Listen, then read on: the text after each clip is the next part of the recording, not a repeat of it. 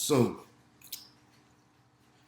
in this part, I'm going to continue to talk about the good things that's been happening in my life since the bad things. So, when I got home from rehab, I didn't I didn't touch another pill in my life or do another drug in my life. And that was 3 years ago. Now I'm not gonna say I came home instantly healed because I wasn't. I had to work, man.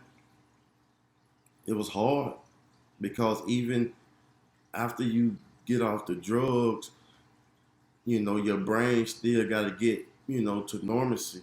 So I'm not gonna say I was instantly healed, but I worked and I worked. So so after I got back and I stayed back home, it was hard for me to get a job. I think I went a year without a job. I was just working side jobs to make some money to take care of my kid because I just stayed with my mom. She didn't kick me out or anything. So I can remember though when I got home, I told my mom, I said, Mom, write down on a piece of paper everything you want to know, every question you want to ask, and I promise you, I'm a 100% be honest about it. But once that happened, we gonna take that piece of paper, we're gonna rip it up, and we never gonna talk about it again. So that what happened. So me and my mom relationship got rebuilt. I can remember like a month ago, she was in Atlanta and she wanted to go. She was my sister lived in Atlanta and she wanted to go home like a couple of days early. So she called me. She didn't know about the Uber and the Lyft situation, and she called me, asked me about it, and I told her, and I said, yeah, I can create you an Uber or a Lyft. So I created her one, and she said, hey, here's my card number. Just put my card number in there, and we had a moment because we was talking. I said, "Mom, 3 years, you wouldn't dare give me your card number because I used to take my mom debit cards and I would hide them to make her think she lost it. And when she'll leave and go to work at night, I would go to the ATM and steal money. Not 20, $30. I was stealing hundreds of dollars. So we just had a moment, like, yeah, 3 years ago, you would never gave me um, your card. But what happened when I got home, when I got back home, God put something on my heart. God told me, He said, I want you to start a profit. So I'm like, God, I don't know how to do this. I don't know what you know how to do what you asked me to. He said, don't worry. I'm gonna make sure you have everything you need. So, you know, every day he was supplying me what I need. So I needed a lawyer. I had to get a lawyer because I had to get my paperwork. For I thought I was gonna get LLC, but I wound up getting a corporation. So yes, my organization is a corporation, and I'm like, man, God, how am I gonna get a lawyer? I know that it's expensive, man, $2,000, $3,000, and I wound up calling this lawyer, and went and met with him about what I need, and I asked him, well, how much is it gonna be? He said, Mr. Drake, God told me to do this for free. I'm not lying. I promise you, I'm not lying. He said, God told me to do this for free. And I'm going to buy your minute books. I'm going to buy everything you need. So he drew up my papers. He sent my papers off. A Greater Change is a corporation. It's a nonprofit organization. It's a corporation. And it was done for free. My, what is it, 501c3, he drew up the paperwork. Sent that off. He did all of that for free. So right then and there, I knew. I said, yeah, this is what I was supposed to be doing. So I started off where, I got to where when I got my paperwork, our homeless shelter back where I'm from, on Wednesdays and Sundays, I was feeding the homeless, 50 plus people. Every dime coming out of my pocket, I was feeding them. But the only thing about, see, what I did, in order for you to eat, you had to hear the word. So I would bring in preachers and stuff on Wednesdays to come and teach a little Bible class on Sunday, teach a little word. So yeah, I did that. Um, Anything for the homeless, I was there. I was there and I did everything coming out of my pocket. So um, I wound up getting blessed with a job. Like I say, man, it took me over a year to get a job. And I came to Baton Rouge, Louisiana for a weekend, a couple of days. And when I left, I went by this job and filled out this application. And the guy said, I just gave the job to someone else, but put in the application, and if something come up, I'll give you a holler. So I was on my way back to Hattiesburg, Mississippi, and when I hit Poplarville, Mississippi, he called me. He said, Mr. Drake, you know what? I just gave this guy this job, but I'm gonna give it to you. I think you're a good candidate. I'm gonna give it to you. So he said, can you be here at 8 o'clock in the morning? So I just started crying out, thanking God, because it took me over a year looking for a jobs I was well qualified for. Like I said, I have a 15-year experience in healthcare. I couldn't get it. And that one day when I was leaving, that's one of the jobs I got. Like I say, everything I lost, I gained times 3. So I moved to Baton Rouge. I worked that job. I got another job offer, making more money. So I took that job. So what's that? That's 2 jobs. Remember, I lost 3 jobs. 1 job 3 times. That's not like, I'm not saying like I did lose 3 jobs. It's just one of those out of those 3 I lost 3 times. So I got the opportunity to make more money. So I went to that job. That's 2 jobs. That's 2 jobs. So that second job, something happened. Then let me tell you how the devil come to steal, kill, and destroy. He did all 3 of them in one day at my job. He tried to kill me. He tried to destroy my life. He tried to steal what I had. He stole. He tried to destroy my life, but he couldn't kill me. I had a tractor. I was on the tractor. The tractor flipped over on me. He tried to kill me, but he didn't. So I got a job offer for a 3rd job. Listen, a 3rd job, making way more than what I was making. So that's 2 jobs. This job, 1st job, 2nd job, offer to make more money. The 3rd job, offer to make more money. So I took it. So if it's a job and if it's something I love to do and the money is more, now I'm not gonna leave just for a little bit of more money, but no, more money. That's the 3rd job. So after all of it, when the devil tried to steal, kill me, destroy me, I said right then, I said, God, I'm done. I surrendered. Because when I was out before then, I wasn't living a sinful life. Well, I was sinning, but I wasn't living a bad life. But I wasn't living God life. I wasn't living the way God wanted me to live. That day, I said, I'm done. Lord, I surrender to you. And ever since then, I've been on the right path.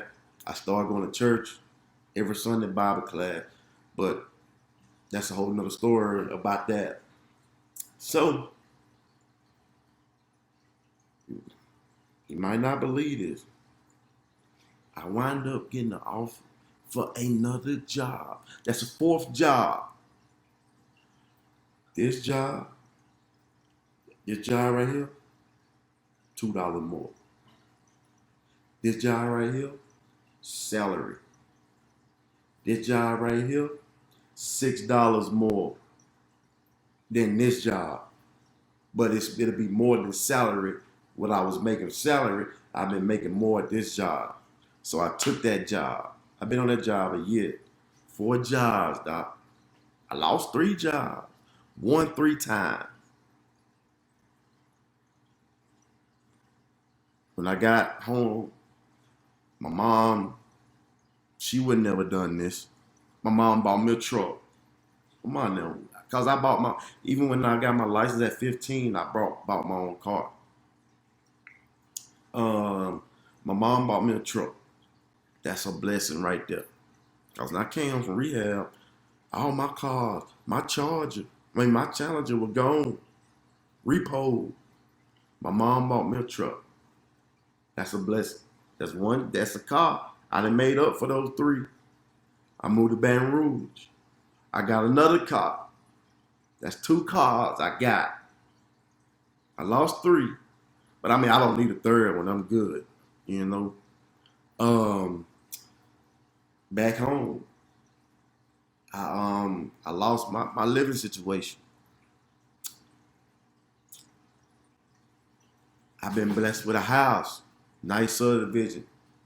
Look, 10 feet from my front door, big lake, go fishing every Sunday.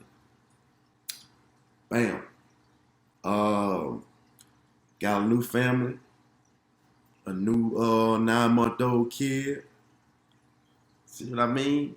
God just turned, man, everything I lost, God turned around and gave it right back.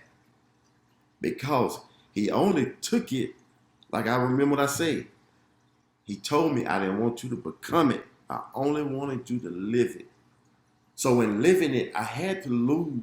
See, I had to lose. I had to lose everything I had. I had to hit rock bottom because I never did that. I would never said I wanted to go to rehab because I wouldn't care.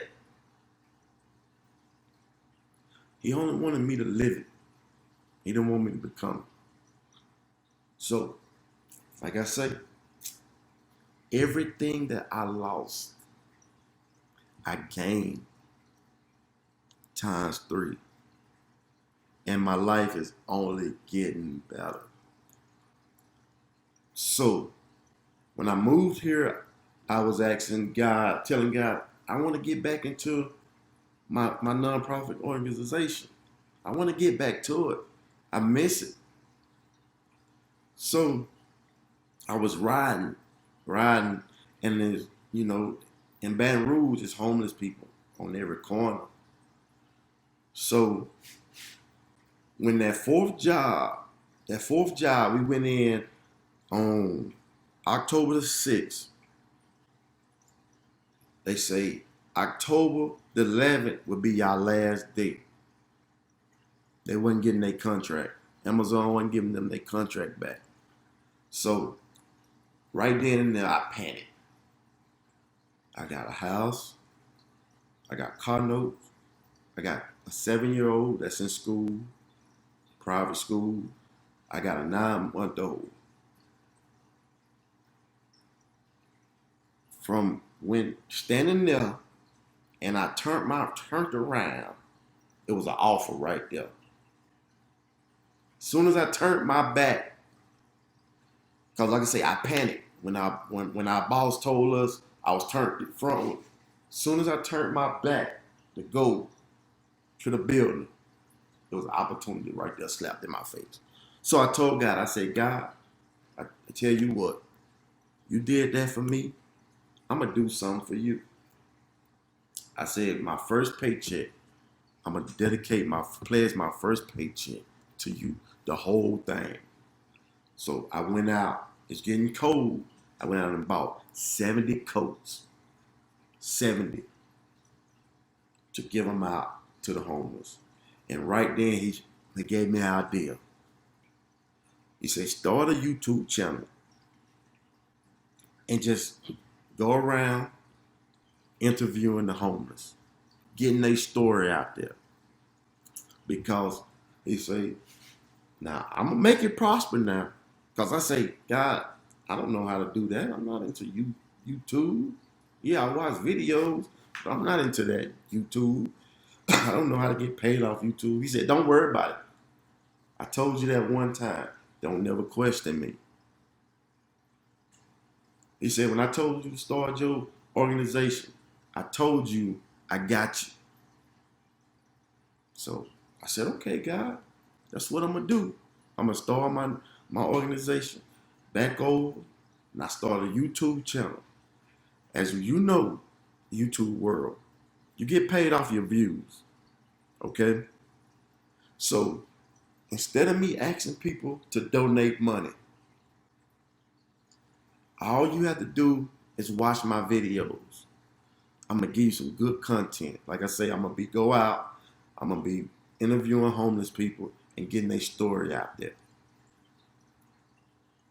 The more views, the more money I can make. Every dime that I make from YouTube is gonna go to the homeless community. Every dime. I'm good. I'm straight when it comes to money. My bills paid. I'm good. I'm eating. So every dime I make from YouTube is going right back to the homeless community.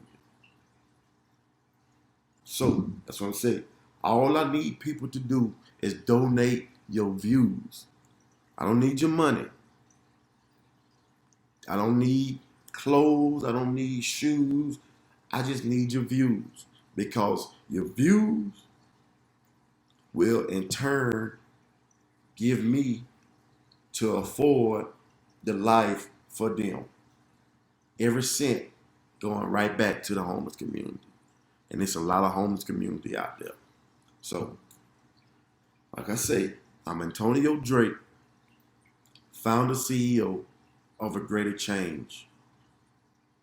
Thank you in advance for watching my videos, and I promise you, I'm gonna come with some good content. Just view. That's what I need you to view my video. Subscribe to my channel, A Greater Change. It's easy. AGREATER. Change. CHANGE.